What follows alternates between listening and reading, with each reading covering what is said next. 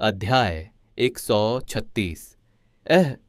अनिरुद्ध और अद्वैत दोनों के मुंह से हैरानी भरी आवाज निकली। जंगल से निकलने से पहले बेहोश हो जाने के कारण वे आखिरी परीक्षा पास नहीं कर पाए थे, लेकिन फिर भी उन्हें संप्रदाय में प्रवेश मिल गया। तुम्हें लगा था कि हम तुम्हारे जैसे प्रतिभाशाली लोगों को असफल होने देंगे? बूढ़े आदमी ने हंसते हुए कहा। तुम दोनों ने तो पहले ही टेस्ट के बाद परीक्षा पास कर ली थी, बाकी सब तो बस दिखावा था। अब जब अनिरुद्ध को होश आ गया था तो उसने एक ऐसी बात पर ध्यान दिया जिसे उसने पहले नजरअंदाज कर दिया था। तुम वही आवाज हो जो पहले आई थी। आखिरकार मुझे पहचान ही लिया। बूढ़े व्यक्ति ने मुस्कुराते हुए कहा, मुझे अपना परिचय देने दीजिए।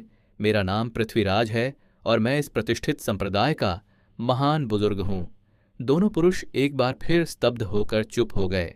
महान बुजुर्ग, ऐसा व्यक्ति तो केवल संप्रदाय प्रमुख से ही नीचे दर्जे का होता है और वह यहां आकर उनकी देखभाल कर रहा था। मुझे उस नज़र से देखने की जरूरत नहीं है।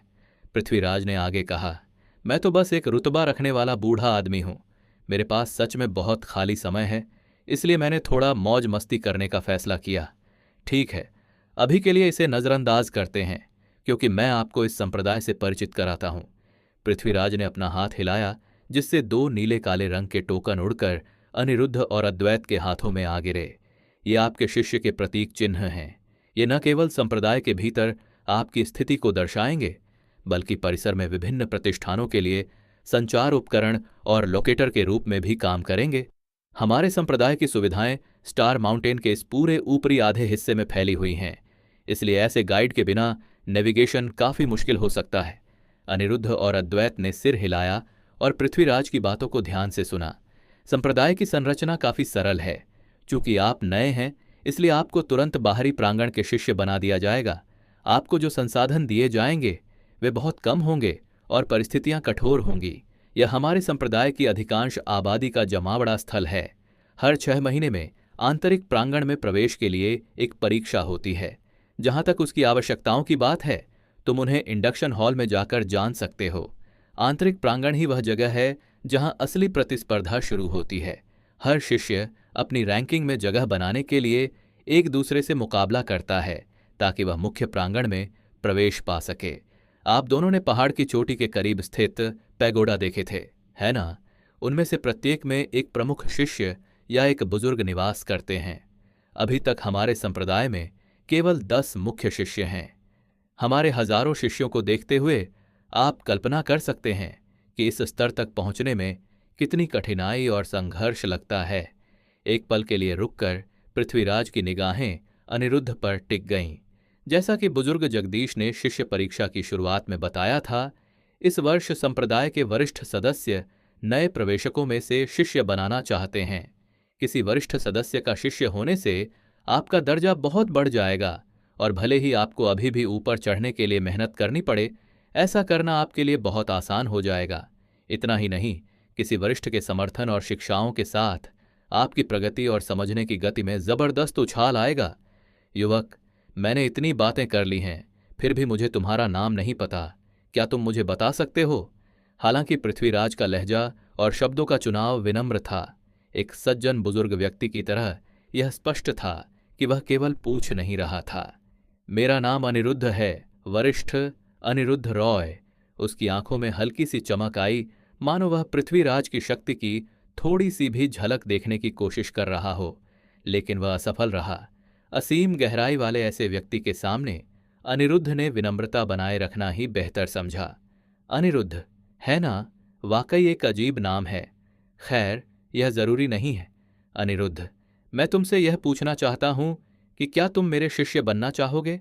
हालांकि तुम मेरे इकलौते शिष्य नहीं हो, इसका मतलब यह नहीं है कि मेरे पास तुम्हें सिखाने का समय नहीं है। यह दृश्य अनिरुद्ध के लिए जाना पहचाना था, क्योंकि एपिरॉन में वेदांत के साथ भी ऐसा ही हुआ था। एक शीर्ष विशेषज्ञ उसे सिखाने के लिए तैयार था। इससे न केवल उसे जरूरत पड़ने पर उसकी रक्षा करने के लिए प्रतिष्ठा प्राप्त होगी, बल्कि वह तेजी से प्रगति भी कर सकेगा। ऐसा नहीं था कि अनिरुद्ध ने पृथ्वीराज की कही बातों पर आंख बंद करके विश्वास कर लिया था, बल्कि यह एक ऐसी बात थी जिसे उसने व्यक्तिगत रूप से महसूस किया था। भले ही वह पृथ्वीराज की किसी आभा को महसूस या देख नहीं पा रहा था, लेकिन वह उसके चारों ओर फैली रंगहीन ऊर्जा को देख सकता था। इस तरह की माना दो प्रकार की होती थी और अनिरुद्ध दोनों से परिचित था। वह निश्चित रूप से जानता था कि एक स्थानिक माना थी, लेकिन दूसरी, यह निश्चित रूप से उन छिपी हुई विशेषताओं में से एक थी जो प्राचीन मंदिर में रहने के दौरान उसकी स्थिति सूची में दिखाई दी। क्लाउड प्लेन में लोगों के बीच गुरु शिष्य संबंध होते थे, जहां किसी दूसरे गुरु को स्वीकार करना अपमान माना जाता था, लेकिन एपिरॉन में ऐसी कोई प्रथा नहीं थी। वेदांत एक अकादमी में शिक्षक थे, न कि व्यक्तिगत गुरु, और हालांकि उन्होंने अनिरुद्ध को व्यक्तिगत रूप से प्रशिक्षित किया था, लेकिन यह मुख्य रूप से नेक्सस इवेंट के लिए ही था। घटना के बाद उनके बीच गुरु शिष्य का रिश्ता लगभग खत्म हो गया था। वे बड़े छोटे के बजाय दोस्तों जैसे बन गए थे। इन सभी तथ्यों पर विचार करने के बाद अनिरुद्ध को संकोच करने की कोई आवश्यकता महसूस नहीं हुई। उसने जल्दी से अपना सिर झुकाया और बोलना शुरू किया। अनिरुद्ध गुरु को प्रणाम करता है। हा हा हा, बहुत बढ़िया। मुझे तुम्हारा निर्णय लेने का दृढ़ निश्चय पसंद आया, नौजवान। हमारी जैसी दुनिया में यह एक बहुत ही महत्वपूर्ण कौशल है। अपना सिर उठाते हुए अनिरुद्ध ने अचानक अद्वैत की ओर देखा, जो अपने चेहरे पर थोड़ी सी नाराजगी के साथ सब कुछ होते हुए देख रहा था। वरिष्ठ, अद्वैत के बारे में क्या? उसने संकोच से पूछा। क्या अब तुम मुझे गुरु नहीं कहोगे? पृथ्वीराज ने चिढ़ाते हुए कहा, जिससे अनिरुद्ध शर्मिंदगी से नजरें फेरने लगा। उसकी चिंता मत करो, उसने अद्वैत की ओर मुड़ते हुए कहा। युवक, तुम वास्तव में वरिष्ठों के बीच बहुत लोकप्रिय हो। बहुत से लोग तुम्हें अपना शिष्य बनाना चाहते हैं और उनसे मिलने के बाद तुम खुद चुन सकते हो कि किसे अपना गुरु बनाना है। अनिरुद्ध के मामले में यह सब इतना आसान इसलिए था क्योंकि मैं ही उसे अपना शिष्य बनाना चाहता था। जहां तक उन बुजुर्गों को खोजने की बात है, इसके लिए बस अपने शिष्य टोकन में माना शक्ति डालें और वह आपको रास्ता दिखा देगा। अद्वैत ने सिर हिलाया। उसका प्यारा सा चिड़चिड़ापन गायब हो गया था। उसके चेहरे पर अब दृढ़ निश्चय झलक रहा था। बिस्तर से उठकर वह अनिरुद्ध की ओर चल पड़ा। अनिरुद्ध, तुम मेरी उम्र के पहले ऐसे व्यक्ति हो जिसने मुझे बराबरी पर ला खड़ा किया।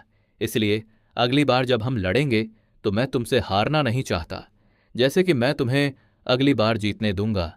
अनिरुद्ध ने मुस्कुराते हुए कहा, पिछली बार मैंने तुम्हारे साथ नरमी बरती थी, इसलिए तुम किस्मत वाले थे कि बच गए। अद्वैत मुस्कुराए बिना नहीं रह सका। तो फिर अगली बार मिलते हैं। अपने विदाई के शब्दों के साथ अद्वैत तेजी से उस इमारत से निकल गया जिसमें वे उस समय मौजूद थे। मुझे लगता है मुझे भी चलना चाहिए। अनिरुद्ध, मैं किसी से तुम्हारा रजिस्ट्रेशन और परिचय करवा दूंगा। बाद में जब ट्रेनिंग का समय होगा मैं तुम्हें बुला लूंगा। बिना कुछ कहे पृथ्वीराज कमरे से गायब हो गया। उसके अस्तित्व का कोई निशान नहीं बचा, यहां तक कि उसके टेलीपोर्टेशन से बची हुई ऊर्जा भी नहीं। कमरे में अकेले रह गए अनिरुद्ध आराम करना चाहते थे, लेकिन उन्हें इसकी भी अनुमति नहीं थी। इसके बजाय उन पर एक विशाल काले भेड़िए ने हमला कर दिया, जिसे उन्होंने एक बार फिर से बुरी तरह डरा दिया था। अध्याय 137। जब उसने आखिरकार झारा के गुस्से को थोड़ा शांत कर लिया तो अनिरुद्ध बिस्तर से उठ खड़ा हुआ। ज्यादा ऊर्जा इस्तेमाल से हल्के दर्द से भरी अपनी मांसपेशियों को खींचते हुए वह गया और अपने लिए तैयार रखे गए वस्त्र पहन लिए। उनका रंग शिष्य के प्रतीक चिन्ह के समान था और ठीक वही रंग था जो दीवार की रक्षा करने वाले लोग पहने हुए थे जब वह पहली बार संप्रदाय में आया था। उनका डिजाइन पूरी तरह से काला था, जो एक अंतहीन रात जैसा दिखता था, लेकिन इसकी सतह को घेरने वाली गहरे नीले रंग की रेखाओं और घुमावों ने इसे तारों से भरे अथाह आकाश जैसा बना दिया था। कुछ देर तक आईने में खुद को निहारने के बाद अनिरुद्ध ने अपने शिष्य टोकन में अपनी माना शक्ति का संचार किया ताकि वह देख सके कि उसे किस दिशा में जाना चाहिए। जैसे ही उसने ऐसा किया, उसकी दृष्टि में सूचना का एक छोटा सा पत्र प्रकट हुआ। शिष्य अनिरुद्ध, रॉय स्थिति, बाहरी प्रांगण, शिष्य गुरु, महान बुजुर्ग, पृथ्वीराज निवास, स्थान 17A। MAP खोलने के लिए टैप करें। उन्हें एहसास हुआ कि क्लाउड प्लेन उनकी मूल धारणा से कहीं अधिक तकनीकी रूप से उन्नत था। वे बस अपने पुराने रीति रिवाजों को ही प्राथमिकता देते थे। मैप आइकन पर क्लिक करने पर उसने कई स्थानों को लाल रंग में हाईलाइट किया हुआ देखा, जिनमें से एक विशेष रूप से चमकीला था। Induction hall 6। यही वह जगह होगी जहां वह बूढ़ा आदमी मुझे भेजना चाहता था। हालांकि उसने पृथ्वीराज को अपना गुरु स्वीकार कर लिया था, फिर भी उसने उस बूढ़े व्यक्ति की क्षमताओं को अभी तक देखा नहीं था। इसी वजह से वह उन्हें केवल ऊपर ऊपर से ही अपना गुरु मान रहा था। फिर भी अनिरुद्ध ने जैसा उसे कहा गया था वैसा ही किया और इमारत से बाहर निकलकर उस स्थान की ओर चल पड़ा जिसे चिह्नित किया गया था। रास्ते में उन्होंने कई खूबसूरत दृश्य देखे। शिष्य हंसते खेलते और अपने दैनिक जीवन का आनंद लेते हुए, पहाड़ की हरी भरी हरियाली जो संप्रदाय के साथ पूरी तरह से घुल मिल जाती थी, और संगीत की ध्वनि जो कभी कभी बड़े शहर के भीतर से गूंजती थी। वातावरण में व्याप्त ऊर्जा विशेष रूप से शांत और अलौकिक थी। यह किसी लोरी की मधुर ध्वनि जैसी थी, लेकिन साथ ही साथ पुनर्जागरण काल के किसी मेले के जीवंत संगीत जैसी भी। उनके विचार में यह वातावरण दिव्य शब्द का सटीक वर्णन था। यह एक अलौकिक और सांसारिक मामलों से बेपरवाह जगह थी। यह ऐसी चीज थी जिसकी वह वास्तव में सराहना करता था। उसने महसूस किया कि एक बार जब वह यहां बस जाए तो उसे इस जगह को अवश्य देखना चाहिए। जैसे जैसे वो इसके उत्पादों का आनंद लेता गया, उसके चेहरे पर मुस्कान आ गई। अद्वैत के साथ हुई लड़ाई ने उसे वो रोमांच प्रदान किया जिसकी तलाश में वो क्लाउड प्लेन की यात्रा पर निकला था। लेकिन उसे ये भी एहसास हुआ कि उसमें कई कमियां भी हैं। उस लड़ाई को याद करते हुए उसे एहसास हुआ कि उसके पास वाकई बहुत सारे ऐसे कार्ड थे जिनका वो अक्सर इस्तेमाल नहीं करता था। चूंकि वो हमेशा अपनी तलवारबाजी को सुधारने या नज़दीकी लड़ाई पर ध्यान केंद्रित करता था, इसलिए उसके वेक्टर कंट्रोलर क्लास की कई क्षमताएं बेकार पड़ी थीं। यहां तक कि उसका वेक्टर फील्ड, जिसमें उस अंतिम टक्कर के दौरान हुए नुकसान की काफ़ी हद तक भरपाई करने की क्षमता थी, भी लगभग अप्रयुक्त ही रहा।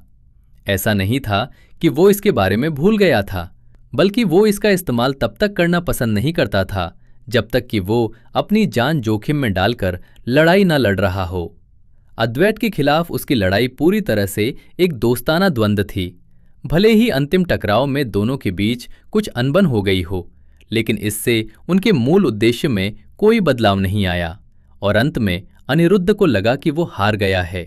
तार्किक रूप से दोनों के बीच मुकाबला बराबरी का था, लेकिन इससे कोई फर्क नहीं पड़ता था। इस समय अनिरुद्ध के पास सिर्फ शारीरिक शक्ति ही थी। अगर उसकी शारीरिक शक्ति अद्वैत के बराबर या उससे कम होती तो उसका जीतना नामुमकिन था। ये महसूस करते ही उसने अपने पिछले सभी मुकाबलों के बारे में सोचना शुरू कर दिया। उसे एक भी ऐसा मुकाबला याद नहीं आया जिसमें उसने रणनीति या तकनीक के दम पर जीत हासिल की हो।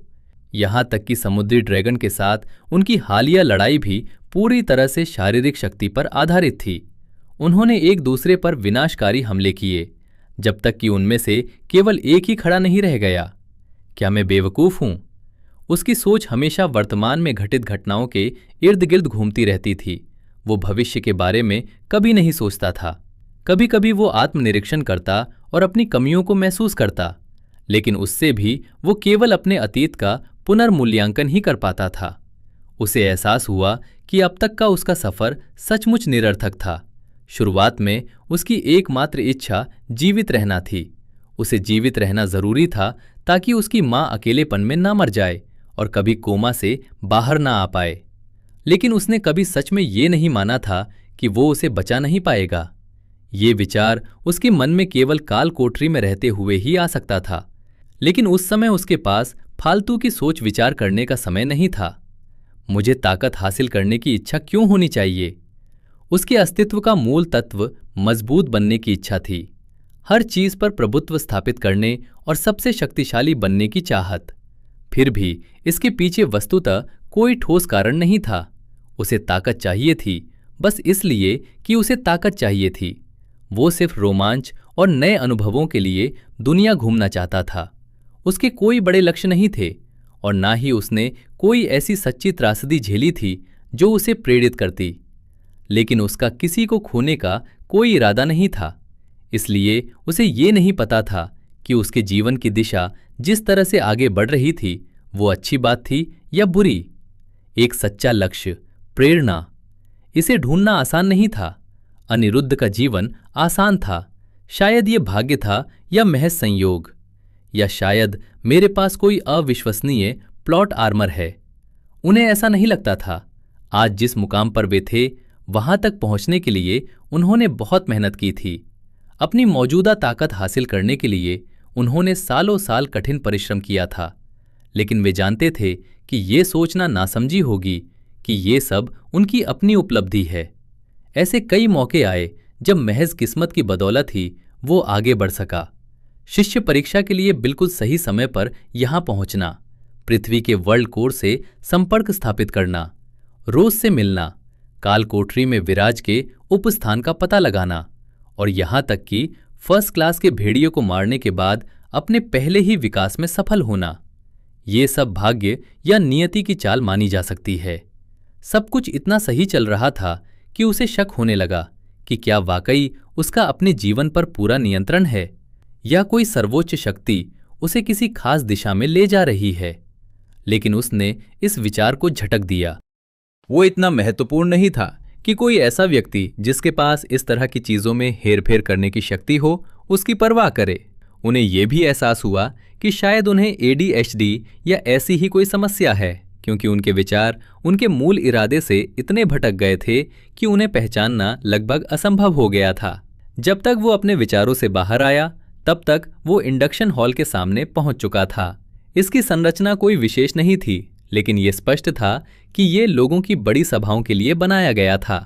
जब अनिरुद्ध ने दरवाजा खोला तो जैसा उसने सोचा था, वहां लगभग 100 और नए शिष्य भी मौजूद थे। ये वे लोग थे जिन्होंने उसके साथ परीक्षा उत्तीर्ण की थी। हालांकि जब वे ये देखने के लिए पीछे मुड़े कि उनके साथ हॉल में कौन आया है, तो सारी बातचीत एकदम शांत हो गई। अरे क्या वो? हाँ, जब उन्होंने कहा कि केवल 998 सीटें हैं तो मैंने इस संभावना के बारे में सोचा था, लेकिन वो अद्वैत के बराबर का सर्वोच्च प्रतिभाशाली व्यक्ति है। अपनी ओर उठती अनगिनत नजरों और उसके बारे में हो रही फुसफुसाहटों का सामना करते हुए अनिरुद्ध बेपरवाही से भीड़ की ओर बढ़ गया। अध्याय 138। अनिरुद्ध के अचानक और शानदार तरीके से प्रवेश करने के कुछ ही मिनट बाद एक खूबसूरत महिला कमरे में दाखिल हुई। सच कहें तो खूबसूरत शब्द भी उसके लिए काफी नहीं था। उसकी त्वचा पीली सफेद और उत्तम जेड से भी अधिक चिकनी थी। उसका हाव भाव बत्तखों के झुंड में हंस के समान था। उसकी सहज सुंदरता ने इंडक्शन हॉल में उपस्थित सभी लोगों को मोहित कर लिया और सभी ने अपना ध्यान उसी पर केंद्रित कर दिया। उसके लंबे चांदी जैसे बाल उसकी पीठ पर ऐसे लहरा रहे थे मानो चांदनी की कोई नदी बह रही हो, जो उसकी 2 सूर्यों सी चमकती सुनहरी आंखों के साथ अद्भुत विरोधाभास बना रही थी। उसका चेहरा और शरीर किसी भी पुरुष की समझ छीन सकते थे, लेकिन कोई भी इतना मूर्ख नहीं था कि उसके पास जाने की हिम्मत करे। अगर उसकी सुंदरता को कम करने वाली कोई एक चीज कही जा सकती थी तो वो उसकी नजर की ठंडक थी। वो हर चीज को ऐसे देखती थी मानो सब कुछ उससे नीचे हो, यहां तक कि उन शिष्यों पर भी ध्यान देने की जहमत नहीं उठाती थी जो उसके जूनियर भाई बहन बनने वाले थे। हालांकि इससे भी उनमें एक अलग ही आकर्षण पैदा हो गया था।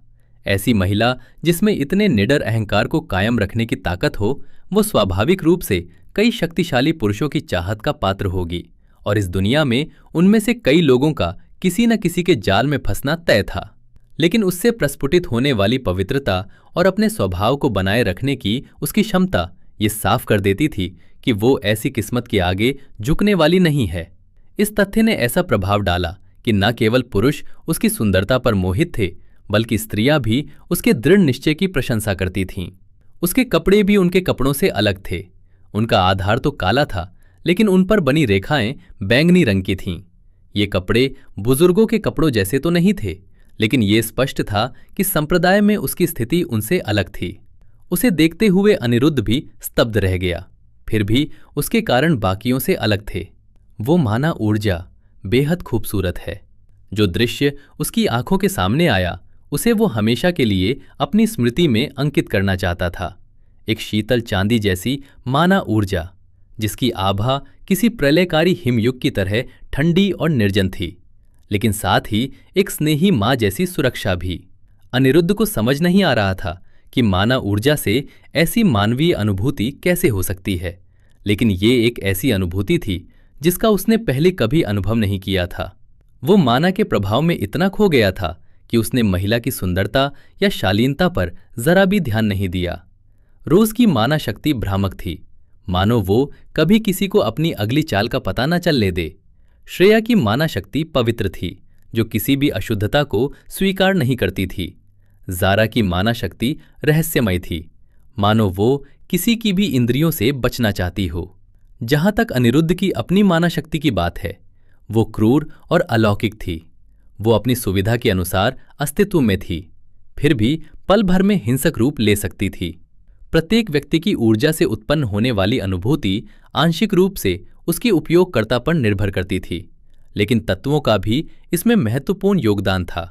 यही कारण था कि अनिरुद्ध की ऊर्जा अलौकिक थी, जबकि वो स्वभाव से हमेशा सीधा सादा था। इस महिला की ऊर्जा विरोधाभासी थी, लेकिन इस तरह से नहीं कि उससे कोई अंतर्विरोध उत्पन्न हो। भले ही दोनों भावनाएं एक दूसरे से अत्यंत भिन्न थीं, फिर भी वे आपस में जुड़ी हुई थीं और एक दूसरे के साथ तालमेल बिठा रही थीं। किस तरह का व्यक्ति और किस तरह का तत्व ऐसा दृश्य उत्पन्न कर सकता है, अनिरुद्ध ने सोचा, लेकिन वो अपने विचारों में ज्यादा देर तक नहीं रह सका। अचानक उसे अपने शरीर पर एक बर्फीली निगाह का एहसास हुआ। उसकी आंखों में दो रंग आपस में घुल मिल गए और हल्की सी चमक आ गई। ये एक सहज प्रतिक्रिया थी जो उसे पहले कभी नहीं हुई थी। ये स्वभाव अपने आप ही प्रकट हो गया, लेकिन उसे ये समझने की जरूरत नहीं थी कि इसका क्या असर होता है। उसकी आंखों में प्रतिक्रिया आने से पहले एक पल के लिए उसे ऐसा लगा जैसे वो नग्न हो और उस ठंडी निगाह ने उसके सारे राज खोल दिए हों। ऊपर देखते हुए उसने पाया कि वही महिला उसे घूर रही थी। उसके चेहरे पर घृणा का भाव साफ झलक रहा था। चाहे वो इसे छिपाने की कितनी भी कोशिश करे, वो उसकी आंखों में इसे पढ़ सकता था। मैंने ऐसा क्या किया जिससे वो नाराज हो गई? अनिरुद्ध मन ही मन रोया। उसे नहीं पता था कि उसका रुतबा क्या है, लेकिन उसकी कुलीन आभा ऐसी थी जिसे कोई आम इंसान हासिल नहीं कर सकता था। उसकी निगाहें एक जगह पर ज्यादा देर तक नहीं टिकी। पूरी बातचीत बस एक पल के लिए ही हुई और फिर उसने भीड़ पर नजरें घुमानी शुरू कर दी। जिसे इस बात का पता नहीं था, उसे शायद ही कुछ खास लगा हो। काफी देर की चुप्पी के बाद महिला बोलने लगी, आप अब हमारे सेलेस्टियल स्टार संप्रदाय के बाहरी प्रांगण के शिष्य हैं, इसलिए मैं जो कहने जा रही हूं उसे ध्यान से सुने। बाहरी प्रांगण के शिष्यों के रूप में आप संप्रदाय के भीतर सबसे निचले दर्जे के हैं। भले ही आप बाहर अपनी स्थिति का प्रदर्शन करना चाहें, स्टार माउंटेन के भीतर आपका कोई मूल्य नहीं है। बाहरी प्रांगण में आप जैसे हजारों शिष्य हैं, जबकि आंतरिक प्रांगण में हम मात्र कुछ हजार ही हैं। आप कल्पना कर सकते हैं कि प्रवेश के लिए परीक्षा कितनी कठिन होगी। बाहरी प्रांगण के शिष्यों के रूप में आपके जीवन की निगरानी या पुलिसिंग नहीं की जाएगी। आप जो कुछ भी करते हैं वो आपकी अपनी मर्जी है। हालांकि कुछ शर्तें हैं जिन्हें आपको पूरा करना होगा। हर साल आपका एक मिशन कोटा होता है। ये कोटा सुनिश्चित करता है कि आप शामिल होने के बाद बेकार पड़े रहने के बजाय संप्रदाय में योगदान देंगे। इसके बारे में विस्तार से जानने के लिए आप मिशन हॉल जा सकते हैं। जहां तक बुनियादी नियमों की बात है, वे सरल हैं। कचरा इंसान मत बनो। अपने साथी शिष्यों की हत्या करने की अनुमति नहीं है, लेकिन यदि तुम्हारे बीच ऐसा बैर है जिसे सुलझाया नहीं जा सकता, तो उसे हमेशा के लिए खत्म करने के लिए तुम जीवन मरण अखाड़े में जाकर फैसला कर सकते हो। साथ ही यदि आप किसी पर जबरदस्ती करने का प्रयास करते हैं तो आपको या तो निष्कासित कर दिया जाएगा या मार दिया जाएगा। हम अपने संगठन में गंदगी बर्दाश्त नहीं करते। आपको हर महीने 100 आत्मा पत्थर मिलेंगे और अन्य संसाधन स्टार प्लाजा से खरीदे जा सकते हैं। अगर आप यह राशि बढ़ाना चाहते हैं तो आपको इसके लिए काम करना होगा। सिर्फ जानकारी के लिए बता दें, हम आंतरिक प्रांगण के शिष्यों को महीने में 5000 आत्मा पत्थर मिलते हैं, जबकि मुख्य शिष्यों के पास इनकी लगभग असीमित आपूर्ति होती है। मैं न तो आपको भ्रमण कराऊंगी और न ही आपको कोई और जानकारी दूंगी। यदि आप योग्य हैं तो आप सीढ़ी चढ़ेंगे, और यदि आप योग्य नहीं हैं तो आप बाहरी प्रांगण में सड़ते रहेंगे। जहां तक आपके रहने की जगह का सवाल है, आप में से जो भी मूर्ख नहीं है उसे आपके शिष्य टोकन से ऐसी जानकारी पहले ही मिल जानी चाहिए थी। बस इतना ही, अब तुम जा सकते हो।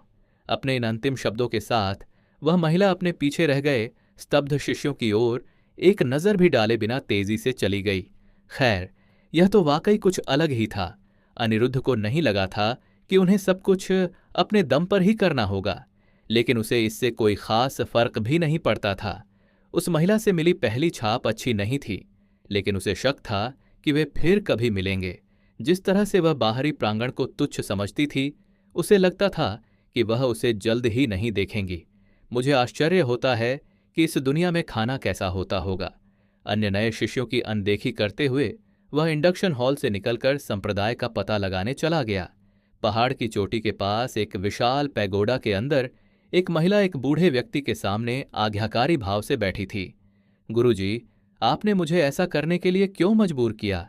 यह कार्य आमतौर पर प्रांगण के अन्य शिष्यों को सौंपा जाता है, इसलिए मुझे जाने की कोई आवश्यकता नहीं थी। महिला ने शिकायत की। हा हा हा, अगर तुम्हारे सामाजिक कौशल इतने खराब न होते तो मुझे ऐसा करने की जरूरत ही न पड़ती, है ना? तो कैसा रहा? यह बेवकूफ़ी थी। उनसे बातचीत करने से मुझे कुछ भी हासिल नहीं हुआ। उनमें से एक भी मेरे सामने सीधा खड़ा नहीं हो सकता था। ओह, और आपने उसके बारे में क्या सोचा? बूढ़े आदमी ने जोर देकर पूछा। वह महिला हल्का सा झिंझकी। मैं बस एक पल के लिए ही उसे भेद कर देख पाई, उससे पहले कि मुझे किसी बाधा का सामना करना पड़ा। लेकिन उस एक झलक में मैंने उसके भीतर धीरे धीरे बनते हुए तारों का एक क्षेत्र देखा। फिर भी इससे वह जरा भी योग्य नहीं बन जाता। हो, बूढ़े व्यक्ति ने उत्सुकता भरे भाव से कहा। थोड़ी देर बाद वह हल्के से मुस्कुराया। तुम्हें जल्द ही एक बहुत ही दिलचस्प जूनियर भाई मिलने वाला है। अध्याय 139। एक सप्ताह पलक झपकते ही बीत गया। इस दौरान अनिरुद्ध ने एक बाहरी शिष्य के रूप में संप्रदाय के हर उस कोने का पता लगाने की पूरी कोशिश की जहां तक उसकी पहुंच थी, और यह उसकी अपेक्षा से कहीं अधिक जीवंत था। उस महिला द्वारा बाहरी प्रांगण के बारे में दी गई व्याख्या के बाद अनिरुद्ध का इसके प्रति दृष्टिकोण बदल गया। वह इसे आंतरिक प्रांगण के बेहतर संसाधनों तक पहुंचने के लिए एक चूहा दौड़ के रूप में देखने लगा। लेकिन वह बुरी तरह से गलत था। अधिकांश लोगों को इतने निचले स्तर पर रहने में कोई आपत्ति नहीं थी। वे हर महीने मिलने वाले मात्र 100 आत्मा पत्थर से ही आनंदित और सुखमय जीवन जी सकते थे। हालांकि उसे इसका कारण समझ में आ गया। भले ही संप्रदाय प्रतिस्पर्धा को बढ़ावा देता था, लेकिन वह केवल उन्हीं को आगे बढ़ते देखना चाहता था जो योग्य हों। बाहरी प्रांगण के शिष्यों को एक आरामदायक जीवन परिस्थिति देकर वे अपने आप ही उन लोगों को छांट सकते थे जिनमें आगे बढ़ने का जज्बा नहीं था। ये लोग अब भी संप्रदाय के लिए महत्वपूर्ण थे। वे संप्रदाय के शिष्य के रूप में अपनी स्थिति बनाए रखने के लिए हमेशा अपने निर्धारित कार्य पूरे करते थे, और वे वातावरण को स्वच्छ और सौहार्दपूर्ण बनाए रखने के लिए आवश्यक सभी छोटे मोटे काम भी करते थे। ये छोटे मोटे काम भी मिशन की तरह ही थे, लेकिन ये ज्यादा लंबे समय तक चलने वाले थे। अनिरुद्ध को पता चला कि संप्रदाय की दीवारों की रखवाली करने वाले शिष्य भी अपने प्रयासों के लिए आत्मा पत्थर अर्जित करते थे। अनिरुद्ध को मिशन हॉल, ग्रैंड लाइब्रेरी और स्टार प्लाजा जैसी इमारतें सबसे उपयोगी लगीं। हालांकि अन्य सुविधाएं भी थीं, लेकिन वे सुविधाएं जो उसकी साधना में प्रगति में सहायक हो सकती थीं, उन सभी के लिए उसके पास मौजूद आत्मा पत्थर से कहीं अधिक आत्मा पत्थर की आवश्यकता थी। मिशन हॉल की संरचना एडवेंचरर्स गिल्ड जैसी थी, लेकिन उसमें सभी अनावश्यक हिस्से नहीं थे। हॉल की पिछली दीवार पर एक बड़ा बोर्ड लगा हुआ था जो तरह तरह के खोज और मिशनों से भरा हुआ था। वहां कुछ शिष्य मौजूद थे जो यह नियंत्रित करते थे कि कौन किस मिशन को ले सकता है, और कुछ बुजुर्ग भी थे जो संप्रदाय से बाहर जाने वालों का लेखा जोखा रखते थे। वहां एक अनुशासन हॉल भी था जहां संप्रदाय के नियम प्रवर्तक एकत्रित होते थे। हालांकि इस पद के लिए चयन प्रक्रिया कठोर थी और केवल कुछ ही लोग इसे बनाए रखने में सक्षम थे। अनुशासन हॉल का हिस्सा होना साथी शिष्यों से भरपूर सम्मान प्राप्त करने का एक जरिया था। स्टार प्लाजा शहर के मध्य भाग के एक बड़े हिस्से में फैला हुआ था। इस प्लाजा में लगभग हर वो चीज मिल जाती थी जिसकी किसी को जरूरत हो। संसाधन, पालतू बीस्ट और यहां तक कि साधना तकनीकें भी यहां मौजूद विभिन्न दुकानों पर बिक्री के लिए उपलब्ध थीं। शहर का बाकी हिस्सा मुख्य रूप से ठहरने और मनोरंजन से भरा था, जो किसी भी अन्य शहर की तरह ही काम करता था। बाहरी शिष्यों के लिए ठहरने की व्यवस्था बुरी नहीं थी, लेकिन उसे अच्छा भी नहीं कहा जा सकता था।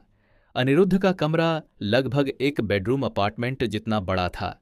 उसे यह नहीं पता था कि क्या हर किसी को अकेले रहने की सुविधा मिलती है या यह उसके गुरु की वजह से उसे मिला कोई विशेषाधिकार था, लेकिन उसे इससे कोई फर्क नहीं पड़ता था। रहने की जगह फिर भी कुछ खास नहीं थी। जहां तक उसकी पसंदीदा जगह की बात थी, वह या तो शहर को घेरने वाले वन क्षेत्र थे या फिर भव्य लाइब्रेरी। उन्हें दोनों क्षेत्रों का वातावरण बहुत पसंद था और जंगल में वे चाहें तो शिकार भी कर सकते थे। शिष्यों के लिए पहाड़ के भीतर शिकार करना आम बात थी और वे शिकार किए गए बीस्ट्स के शवों को मिशन हॉल में बेचकर आत्मा पत्थर भी प्राप्त कर सकते थे। उस विशाल लाइब्रेरी ने उन्हें कई ऐसी बातें सीखने में मदद की जो वे पहले नहीं जानते थे। उन्होंने उन पवित्र स्थानों के बारे में जाना जहां हर प्रमुख संप्रदाय स्थित था। स्टार माउंटेन उनमें से एक था और प्रत्येक स्थान एक प्रकार का माना हॉटस्पॉट था। ये दुनिया के वे बिंदु थे जहां माना का घनत्व चरम पर होता था और आसपास की माना ऊर्जा उनकी ओर आकर्षित होती थी। उन्होंने यहाँ की नाड़ियों और साधना प्रणाली के बारे में भी बहुत कुछ सीखा। उनके अनुमान के अनुसार नाड़ियां वास्तव में माना परिपथों का ही एक और रूप थीं। अंतर यह था कि क्लाउड प्लेन में रहने वाले लोग जन्म से ही इनके साथ आते थे, न कि बाद में इन्हें बनाने की आवश्यकता होती थी। यह एक दिलचस्प अवधारणा थी, लेकिन चूंकि ज्ञान केवल देशांतर रेखाओं से संबंधित था और अन्य ग्रहों की प्रणालियों को शामिल नहीं करता था, इसलिए वह अपने अनुमान की सत्यता का परीक्षण करने में सक्षम नहीं था। चूंकि वह अपने नए गुरु से पहले पाठ की प्रतीक्षा कर रहा था, इसलिए उसने अपने तत्वों के बारे में कुछ भी शोध न करने का निर्णय लिया। वह यह देखना चाहता था कि जब वह उस पाठ में जाए तो उसे क्या नया सीखने को मिल सकता है। भव्य लाइब्रेरी में 3 मंजिलें थीं और उसे केवल पहली मंजिल तक ही पहुंच प्राप्त थी, जबकि दूसरी और तीसरी मंजिलें क्रमशः आंतरिक और मुख्य शिष्यों के लिए खुली थीं। यद्यपि यह बाहरी प्रांगण में स्थित था, यह एक ऐसा स्थान था जहां तीनों स्तरों के शिष्य एकत्रित होते थे। अगर कोई एक और जगह थी जिसके बारे में अनिरुद्ध विशेष रूप से उत्साहित था, तो वह स्टार टॉवर था। अनिरुद्ध की समझ के अनुसार स्टार टावर एक विशाल खजाना था। उसे नहीं पता था कि इसका मालिक कौन है या इसे स्टार माउंटेन पर किसने स्थापित किया था, लेकिन कहा जाता था कि यह संप्रदाय की शुरुआत से ही वहां मौजूद था। स्टार टावर एक ऐसी जगह थी जहां चुनौतियों का सामना करने पर बड़े पुरस्कार मिलते थे। उसने इसके बारे में ज्यादा कुछ नहीं जाना था क्योंकि उसने कोई गहन शोध नहीं किया था, लेकिन वह किसी न किसी दिन इसे जरूर आजमाना चाहता था। संप्रदाय के बारे में अपनी खोज पूरी करने के बाद अनिरुद्ध के पास वास्तव में करने के लिए कुछ नहीं था। वह अपना समय अपने छोटे से छात्रावास के कमरे में ध्यान में बिताता था, उस रहस्यमय नए तत्व को और अधिक समझने का प्रयास करता था जिसके बारे में उसे धीरे धीरे ज्ञान प्राप्त हो रहा था। इस समय वह इसकी पहचान को लेकर पूरी तरह स्पष्ट था। इसकी शुरुआत अंतरिक्ष यात्रा के दौरान लंबे ध्यान के बाद हुई थी, लेकिन हाल ही में वह इसके प्रवाह को और अधिक विस्तार से महसूस कर रहा था। उसके अंतरिक्ष तत्व से उसके घनिष्ठ संबंध को देखते हुए शुरू से ही यह स्पष्ट हो जाना चाहिए था कि उसकी पहचान क्या है, लेकिन उसने कभी सोचा भी नहीं था कि वह वास्तव में इसे हासिल कर लेगा। आखिर उन दोनों पर नियंत्रण पाना बहुत ही शक्तिशाली शक्ति होगी, है ना? लेकिन समझने के मामले में उसकी सोच हमेशा तार्किक होती थी। वे जानते थे कि यदि उस तत्व की शक्ति विशाल हो तो उसके कई नुकसान होंगे, या फिर उसके उपयोग से वह क्या कर सकता है इस पर कई सीमाएं होंगी। यह स्वाभाविक ही था क्योंकि इसके प्रवाह को बाधित करने से गंभीर परिणाम हो सकते थे, लेकिन फिर भी वह इसे समझना चाहता था। उसने जरा सी भी सुविधा के लिए ध्यान नहीं छोड़ा और पूरी तरह से अपनी चेतना में लीन हो गया, और वहां उसकी समझ कहीं अधिक प्रबल थी। यदि अंतरिक्ष एक स्थिर समुद्री तल की तरह था जो हर जीव के रहने के लिए घर बनाता था, तो समय उन लहरों की तरह था जो चीजों को जीने और बढ़ने की अनुमति देती थीं। अगर ये दोनों एक साथ काम करने लगें तो ब्रह्मांड का अस्तित्व ही समाप्त हो जाएगा। समय के बिना भले ही जीव जीवित हों, वे रोबोट की तरह पूर्णतः निष्क्रिय अवस्था में होंगे, और अंतरिक्ष के बिना आखिर वे रहेंगे कहाँ? अनिरुद्ध ने अपने ज्ञान का अधिकांश हिस्सा पृथ्वी पर पढ़ी किताबों पर आधारित किया था, क्योंकि वह पहले ही पुष्टि कर चुका था कि वे सत्य पर आधारित थीं, और यदि वह सत्य ब्रह्मांड के सत्यों तक भी विस्तारित होता है, शून्यता का भी अस्तित्व हो सकता है। वह शून्यता जो अस्तित्व की अवधारणा से भी पहले विद्यमान थी। यदि अंतरिक्ष और समय से परे कोई स्थान अस्तित्व में था तो वह यही था। फिर भी यह उसका मुख्य उद्देश्य नहीं था। एक और पूरा सप्ताह ध्यान में बिताने के बाद अनिरुद्ध को अपने शिष्य टोकन से एक कंपन महसूस हुआ। अध्याय 140। मेरे निवास पर आओ। आपका शिष्य टोकन आपको रास्ता दिखाएगा। संदेश संक्षिप्त था, लेकिन अनिरुद्ध के लिए इतना ही काफी था। वह पूरे 1 सप्ताह से अपने नए गुरु से मिलने वाली शिक्षाओं का बेसब्री से इंतजार कर रहा था। ये सिर्फ उसके नए गुरु की ताकत या रुतबे की वजह से नहीं था, बल्कि इस तथ्य के कारण था कि कोई ऐसा व्यक्ति उसे सिखाने वाला था जिसकी एफिनिटी उससे मिलती जुलती थी। ये वो व्यक्ति था जिसकी अंतरिक्ष की समझ निसंदेह उससे कहीं अधिक थी। ये बात पृथ्वीराज के टेलीपोर्ट करने के तरीके से ही स्पष्ट हो जाती थी। एक पल भी बर्बाद किए बिना अनिरुद्ध ने कपड़े पहने और अपने घर से निकल गया। शिष्यों के तीनों रूपों के बीच का अंतर पर्वत पर उनकी स्थिति से भी स्पष्ट हो जाता था। बाहरी प्रांगण के शिष्यों का अपना कोई स्थान नहीं था। वे स्टार सिटी में रहते थे, जहां संप्रदाय के कई अन्य कार्य भी संचालित होते थे। ये दिखाने का एक तरीका था कि वास्तव में संप्रदाय में उनका कोई पद नहीं था।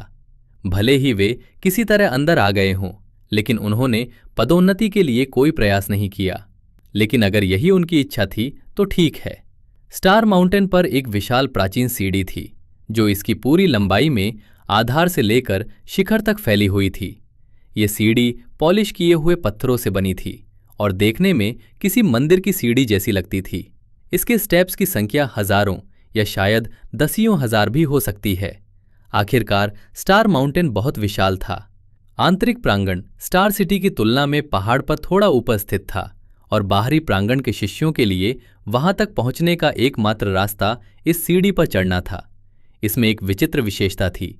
जब तक शिष्य के टोकन पर सीढ़ियां चढ़ने की अनुमति देने वाला कोई चिन्ह ना हो, तब तक हर कदम के साथ शिष्य पर दबाव बढ़ता जाता था। ऐसी अफवाह थी कि जब कोई संप्रदाय प्रमुख के निवास तक पहुंचता है तो वो दबाव इतना बढ़ सकता है कि किसी भी सामान्य लॉ कनेक्शन रेल्म के विशेषज्ञ को भी कुचल दे। इससे न केवल बाहरी लोगों को संप्रदाय के भीतर बेरोक टोक घूमने से रोका गया, बल्कि निम्न स्तर के शिष्यों को उन स्थानों पर भटकने से भी रोका गया जहां जाने की उन्हें अनुमति नहीं थी। आंतरिक परीक्षा का एक हिस्सा दबाव सहन करते हुए इन सीढ़ियों पर चढ़ना था। हालांकि अनिरुद्ध के लिए इनमें से किसी भी बात का कोई महत्व नहीं था। उसके पास बिना किसी रोक टोक के ऊपर चढ़ने की अनुमति थी। आंतरिक प्रांगण के प्रवेश द्वार को दर्शाने वाले भव्य आर्च तक पहुंचते ही अनिरुद्ध का सामना 2 शक्तिशाली आभाओं से हुआ, जो उसके शरीर से चिपक गईं। रुको! आंतरिक प्रांगण में तुम्हारा क्या काम है, बाहरी प्रांगण के शिष्य? द्वार से एक तेज आवाज आई। हालांकि उन पर दबाव तो था, लेकिन इतना भी नहीं कि अनिरुद्ध को घुटन महसूस हो। उन्होंने अपने शिष्य टोकन चिन्ह गार्डों को दिखाते हुए जवाब दिया, मुझे मेरे गुरु के निवास पर बुलाया गया है। उसके द्वारा महसूस किया गया दबाव काफी हद तक कम हो गया और उसकी जगह मना की 2 तरंगों ने ले ली, जो उसके टोकन को स्कैन कर रही थीं। स्पष्ट रूप से अनिरुद्ध ही अकेला नहीं था जो अपनी चेतना फैला सकता था। दोनों निगाहें करीब 1 मिनट तक टोकन पर टिकी रहीं, फिर बची हुई आभा के साथ ही हट गईं। ठीक है, आप जा सकते हैं। आंतरिक प्रांगण के द्वार खुल गए, जिससे अनिरुद्ध अंदर जा सका। उसने जो नजारा देखा वो बाहरी प्रांगण की तुलना में कहीं अधिक बेहतर था। जंगल के पेड़ों के बीच विशाल शिवालय, पगडंडियां और फव्वारे दृश्य को सुशोभित कर रहे थे। भले ही ये अब भी एक छोटे शहर जैसा दिखता था, लेकिन बाहरी प्रांगण की तुलना में ये काफी कम भीड़भाड़ वाला था। इसके अलावा आसपास की ऊर्जा की गुणवत्ता में भी काफी सुधार हुआ था। लेकिन अनिरुद्ध ने इस पर कोई ध्यान नहीं दिया। वो तब तक चलता रहा जब तक कि वो मुख्य प्रांगण की ओर जाने वाली सीढ़ियों तक नहीं पहुंच गया, और फिर उसने वही प्रक्रिया दोहराई। अपने शिष्य टोकन की दोबारा जांच के बाद उसे फिर से प्रवेश की अनुमति मिल गई। हालांकि मुख्य प्रांगण ने उसे सचमुच स्तब्ध कर दिया। उसकी दृष्टि के दायरे में केवल कुछ दर्जन ही निवास थे, लेकिन वे सभी इतने भव्य थे कि पृथ्वी पर सबसे महंगे महल कहला सकते थे। यहाँ पर्वत की वनस्पति भी कहीं अधिक जीवंत थी। ऐसा प्रतीत हो रहा था मानो पौधों में चेतना आ गई हो। अनिरुद्ध को ये नहीं पता था कि आत्मबोध प्राप्त करने के बाद भी पौधे इतने शांत क्यों थे, लेकिन उसने अनुमान लगाया कि संप्रदाय ने उन्हें ऐसा बनाने के लिए उनका पालन पोषण किया था। लेकिन जिस चीज ने उसका ध्यान खींचा वो एक बार फिर आसपास की माना ऊर्जा थी। अगर आंतरिक प्रांगण की माना ऊर्जा बाहरी प्रांगण की तुलना में घनत्व और शुद्धता में 10 गुना अधिक थी तो मुख्य प्रांगण में ये बढ़कर 100 गुना हो गई थी।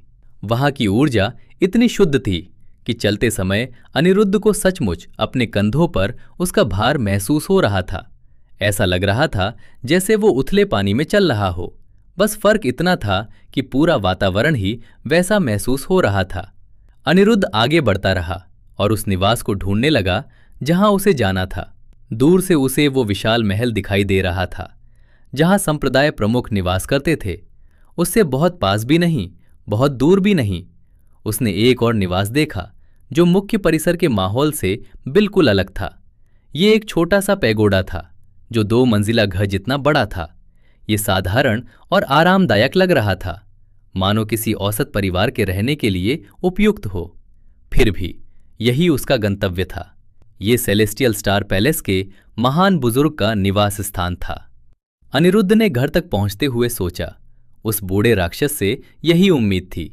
उसे लगा कि अगर उस बूढ़े आदमी का संप्रदाय में ऊंचा दर्जा ना होता तो ये व्यवस्था शेर को खाने के लिए सूअर का खेल खेलने वाली कहावत पर बिल्कुल सटीक बैठती। अनिरुद्ध को अपनी उपस्थिति की घोषणा करने की भी आवश्यकता नहीं थी। निवास का दरवाजा खुल गया जिससे न्यूनतम सजावट वाला एक सादा कमरा दिखाई दिया। स्वागत है अनिरुद्ध, यहीं पर तुम मेरे साथ अपनी अधिकांश क्लासेस लोगे, इसलिए इसकी आदत डाल लो। हालांकि हम अभी शुरू नहीं करेंगे, हमें तुम्हारी बड़ी बहन के आने का इंतजार करना होगा। अनिरुद्ध ने हैरानी से कहा, बड़ी बहन? खैर, वो यहां किसी को नहीं जानता था और उसने किसी को अपना दुश्मन भी नहीं बनाया था, इसलिए वो शांति से उसके आने का इंतजार करता रहा। हालांकि उसे ज्यादा इंतजार नहीं करना पड़ा। कुछ ही मिनटों में कमरे में एक स्पष्ट आवाज गूंज उठी, गुरुजी, आपने मुझे यहां क्यों बुलाया? आप जानते हैं कि मैं अपने यिन तत्व में एक महत्वपूर्ण प्रगति हासिल करने की कोशिश कर रही हूं। अनिरुद्ध को लगा कि आवाज कुछ जानी पहचानी सी है, मानो उसने इसे पहले भी सुना हो। फिर भी आवाज का लहजा पिछली बार सुनी आवाज से बिल्कुल अलग था। इसी वजह से जब वो मुड़ा तो उसने उस व्यक्ति को देखने की उम्मीद नहीं की थी। दोनों की निगाहें मिलीं और महिला की निगाहें तुरंत ठंडी पड़ गईं। क्या देख रहे हो? उसे इसी लहजे की उम्मीद थी। ये ठंडा, अहंकारी और थोड़ी सी घृणा से भरा हुआ था। खैर, मेरे गुरु ने अभी मुझे बताया कि मैं अपनी बड़ी बहन से मिलने वाला हूं, इसलिए मैंने उसकी तरफ देखा। अनिरुद्ध ने भावहीन चेहरे से जवाब दिया। ये लड़की भले ही घमंडी रही हो, लेकिन इस मामले में वो उससे कम नहीं था। बस फर्क इतना था कि वो अक्सर ऊंचे पहाड़ों पर नजर रखकर अपने घमंड को दबाने की कोशिश करता था, लेकिन उसे ये बात पसंद नहीं थी कि ये महिला हमेशा उसकी मौजूदगी से घृणा करती थी। उसने सचमुच ऐसा कुछ नहीं किया था जिससे वो नाराज हो, फिर भी उसे ऐसा बर्ताव झेलना पड़ रहा था। वो इस तरह के अपमान को बर्दाश्त नहीं करेगा। अनिरुद्ध के व्यंग्यात्मक जवाब ने महिला को और भी ज्यादा नाराज कर दिया, और जब दोनों एक दूसरे को घूर रहे थे तो पृथ्वीराज मजे से मुस्कुराए। अनिरुद्ध, अपनी बड़ी बहन वान्या से मिलो। वॉइड एवोल्यूशन सिस्टम स्टोरी को आगे देखने के लिए सब्सक्राइब करें tell time FM YouTube channel को।